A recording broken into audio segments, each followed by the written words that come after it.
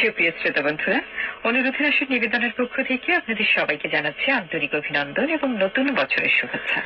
আশা করি আপনারা সকলেই ভালো আছেন। এক সপ্তাহ পর আপনাদের পছন্দের গান নিয়ে আবারও হাজির হয়েছি আমরা দুজন, সুরাইয়া সুলতানা এবং SM আসাদুজ্জামান। শোনাবো আঁখি মিলন ছায়াছবির গান, শিল্পী সাবিনা ইয়াসমিন এবং সৈয়দ আব্দুল হাদী।